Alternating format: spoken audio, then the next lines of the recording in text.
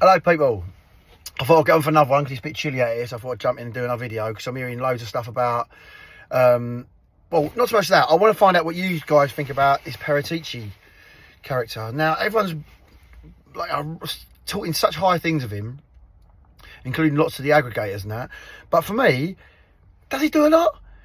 I know he's brought some players in, but it seems to me like he goes from one club to the next club. Excuse me. And it seems like he takes players that are out of favour, from his old club to his new club that we all know has got a certain amount of quality with them, so they're not going to like crash and burn. If you remember right, he done the same for us when he came from Juve with oh my god, I got it out of my head now. Kulu and oh my god, who's that one? Oh, Bentancur. But they come in and done fantastically for us. I'm not saying they didn't. They were two good signings. But now he's looking at and he's flirting and potentially probably going to be going to Fiorentina. Solomon's gone, and now it looks like Dragusin's going to go there. Dragusin is another situation. I think get rid of this twat. I don't necessarily put it on him, but I think his agent is an absolute twat on earth, considering the time that we spent and put into him. He got injured. He's been out for 9 to 10 months.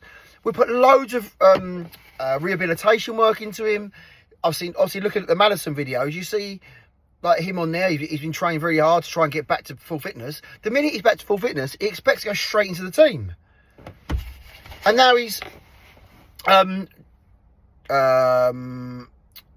his team around him, promotional team, are now saying, oh, we want him out, we want him in the team, or we're going to try and go to another club. And the fact that Paratici is now going to Fiorentina, which it looks like, and now he took two of our players, are quality players, not necessarily good enough for the Premier League or where we want to be aiming for, like top 6, that's our aim, but they will do very well in like the Italian league mid-table team, which is what Fiorentina are really, mid to above. Well, they're bottom at the moment, or not very good at the moment, but that's their aspirations, and their level is usually sort of sent like mid-table. I want your guys' opinion on this, on Paratici, because I really don't think he's done enough. Also, he's not showing us a lot of loyalty, is he? You think how the club stuck by him, when really we was not employing him, or he was not working for us, while he was actually a registered or a criminal. He was giving advisory stuff for us, and then we stuck by him and then gave him a contract when he finished when his ban finished, and this is the thanks we get. Almost immediately he's moved on.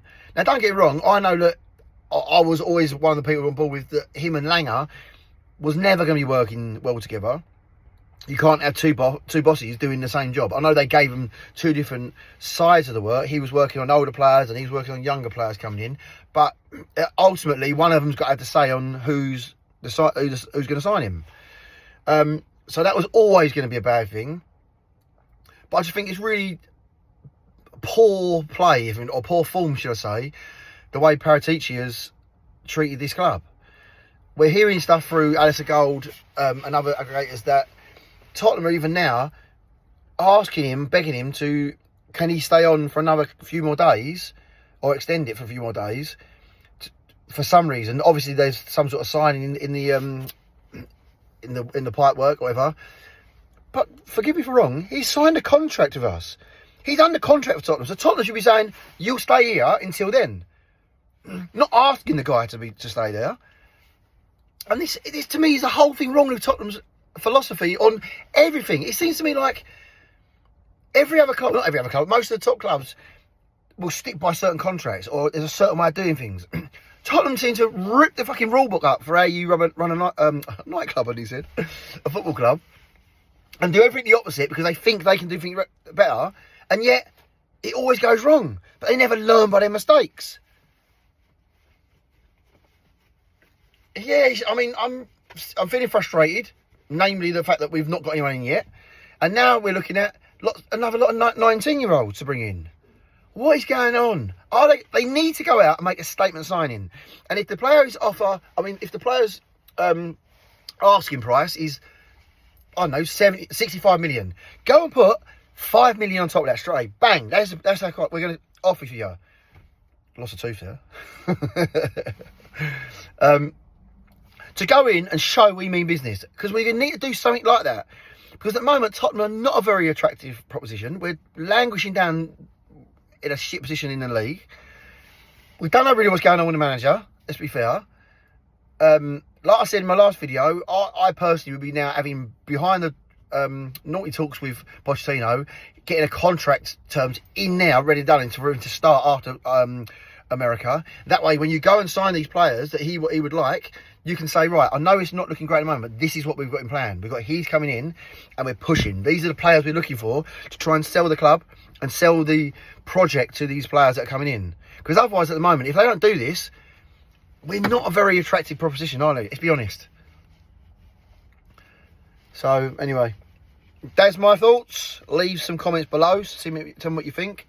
Yeah, spread around. I'm back now, so if you spread around to the people that you knew was talking to me or whatever, or listening to or watching my videos, let them know I'm back. I don't care about subscribers and that, like, and do what you want to do, but I just want to have some conversations with you all. Anyway, hope you have a good day. Love you all. Come on, you Spurs.